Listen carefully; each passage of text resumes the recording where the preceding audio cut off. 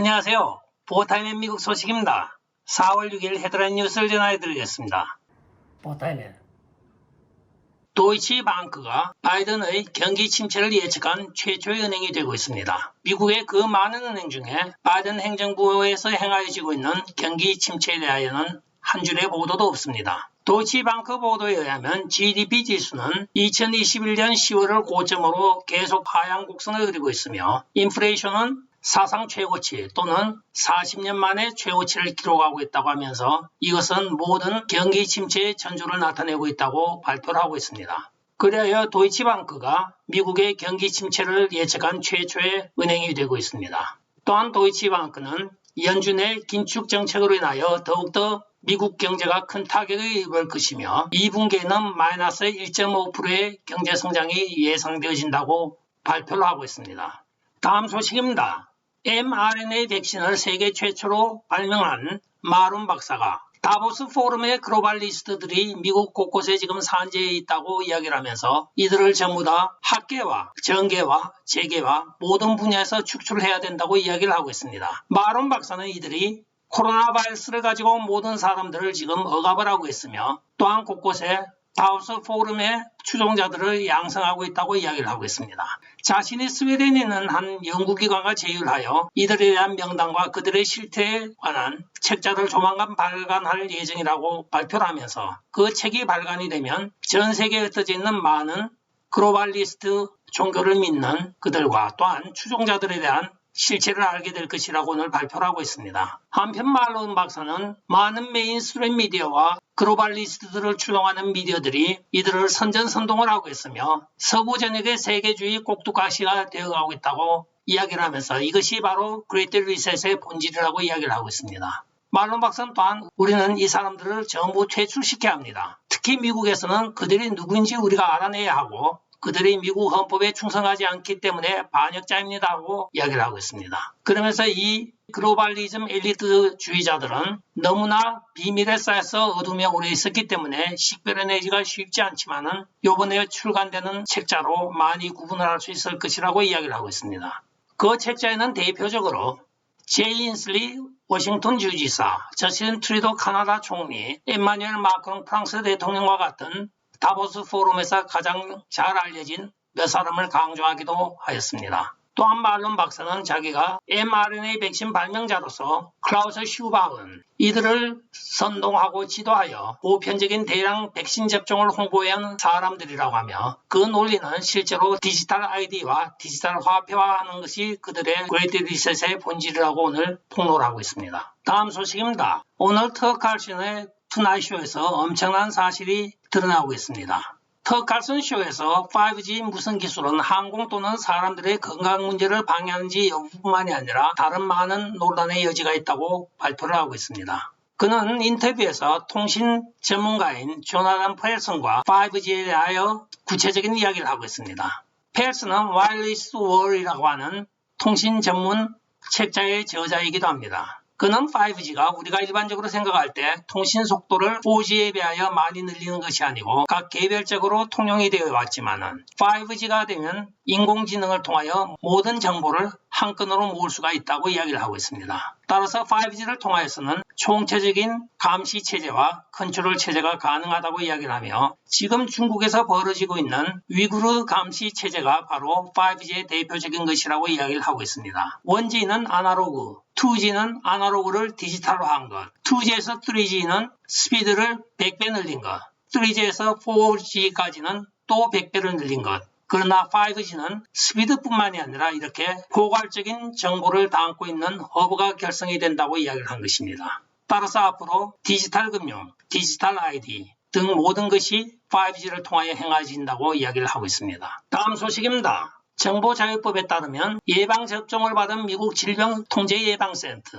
즉 CDC의 직원 70%가 2021년 8월에 획기적인 코로나 바이러스 감염을 겪은 것으로 나타나고 있습니다. 한편 CDC 국장인 웰렌스케이 박사는 과학은 흑백이 분명한데 사람들은 대부분 회색으로 믿고 있다고 비난을 하면서 정작 자신들은 FDA와 CDC가 공동 관리하고 있는 백신 부작용 사례 연구소, 즉 VAERS에 데이터를 공식적으로 불신을 하고 있는 아이러니를 보이고도 있습니다. VAERS에 의하면 코로나 바이러스 주사는 지금까지 만들어진 가장 위험한 백신이라고 밝히고 있습니다. 그만큼 부작용 사례가 많다는 뜻입니다. 백신을 맞아가지고 자기들 자신의 직원들이 70%가 감염이 되고 부작용은 지금 발표를 못할 정도로 많은 것이 이번 mRNA 백신, 즉 CDC가 주장하고 있는 백신이기도 합니다. 다음 소식입니다. 오늘 밝혀진 바에 따르면 백악관 비서실장인 론 클라인은 2012년 부통령 레지던스 재단의 모금을 위하여 필사적으로 헌터 바이든에게 재정적인 도움을 요청한 것으로 밝혀지고 있습니다. 그 당시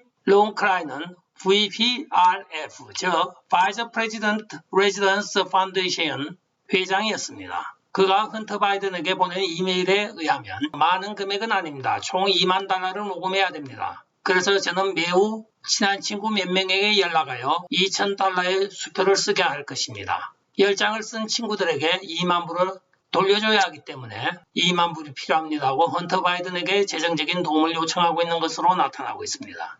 다음 소식입니다. 데일리 콜로 보고서에 따르면 알레한드로 마요르카스 국토안보부 장관이 화요일 하원 국경보안 간부회의에서 공화당 의원들과 비공개 회의를 가진 것으로 나타나고 있습니다. 이날 회의 소식은 토론의 정통한 소식통이 데일리 콜로 뉴스재단과 익명을 전제로 이야기를 하였다고 전했습니다. 월요일인 4월 4일 아리조나주 공화당 하원 의원 앤디 빅스가 케빈 맥카티 하원 의원이 주재하는 브리핑에서 회의가 열릴 것이라고 발표는 하였습니다. 이 비밀 회동에서 거론이 되었던 것은 바로 타이틀 42가 5월 23일에 만료가 된 후에 예상되는 국경 불법 입국자 범람에 대하여 공화당 하원 회의 구성원들에게 설명한 것으로 추측됩니다. 소식통은 마요르카스가 타이틀 42의 만료가 CDC 관할권이기 때문에 관련 논의의 포인트였다고 하며 명령을 다시 재개할 권한은 없다고 주장하고 있습니다. 다음 소식입니다. 트위터가 앨런 머스크를 오늘 정식 보딩 디렉터로 받아들이기로 결정을 하였습니다.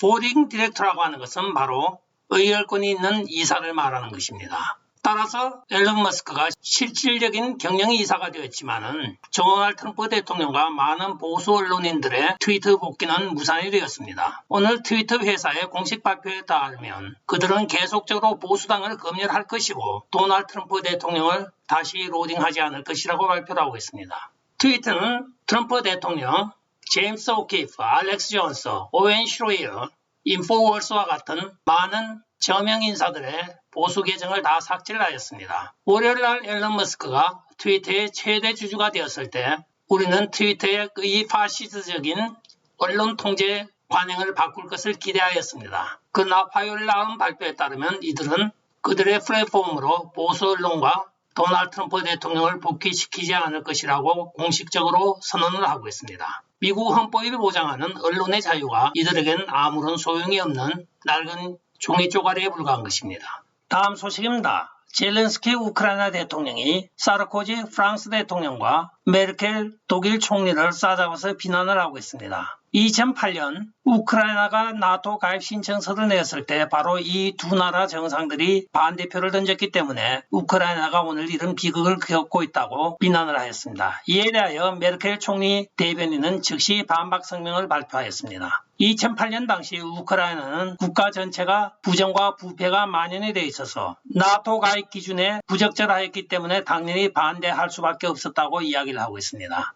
한편 오늘 유엔에서는 안전보장이사회가 개최되었습니다. 러시아와 우크라이나가 서로 다른 주장을 함으로써 별다른 진전은 없었습니다. 대부분의 서방 국가들은 단합하여 러시아의 만행에 대하여 규탄을 하였고 러시아는 또한 그에 대하여 연출된 살인사건이라고 반박을 하고 나섰습니다. 진실 공방이 이어지는 가운데 이 사건의 발단은 3월 30일 러시아가 철군한 이후에 젤렌스키 대통령 측의 우크라이나는 4월 4일이 되었어야 부차의 대량 학살에 대한 이야기를 하였던 것입니다. 즉 4일간의 공백 기간 동안에 어떤 일이 일어난지 모른다고 이야기가 되고 있으며 러시아 측 주장에 따르면 그들은 412톤에 해당하는 구호 물품을 주민들에게 나눠주었다고 하며 자기들이 가지고 있는 소식통에 의하면 러시아로부터 구호 물품을 받은 사람들은 반역자라고 하여 처형한 것이 300명이라고 주장을 하고 있고 젤렌스키 측에서는 아니다, 러시아가 학살을 하고 철군하였다고 주장을 하고 있습니다. 따라서 좀 더 정밀한 조사가 이루어져야 되겠으며 안보리에서는 오늘 아무런 결정도 나지 않고 있습니다.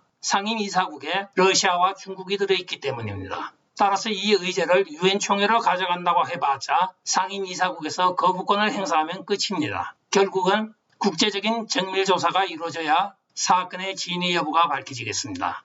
다음 소식입니다. 오레오는 새로운 쿠키 광고를 출시를 하고 있습니다. 그 쿠키가 바로 여러가지 다양한 색깔의 쿠키를 내는 것으로 깨어있는 기업으로서의 이미지 홍보를 하고 있습니다. 이들은 바이든 행정부와 제휴를 하여 트랜스 휴머니스트의 의제로 대중, 특히 LGBTQ를 어린이들에게 쇠뇌하는 것에 최선을 다하고 있습니다. 한편 조 바이든은 성별을 선택하도록 권장하지 않는 부모들을 비난을 하면서 트랜스젠더 가시화의 날을 선포하기도 하였습니다. 하라는 정치는 똑바로 하지 아니하며 허무맹랑한 소리로 어린이들을 망가뜨리고 있는 행정부 대책이 없습니다. 보국 안민의 행정적인 기본은 다 무시해버리고 엉뚱한 일에만 매진하고 있는 조 바이든의 행정부의 작태이기도 합니다. 끝까지 시청해주셔서 감사합니다. 좋아요, 구독, 알림, 그리고 공유 부탁드리고 댓글 많이 부탁드리겠습니다.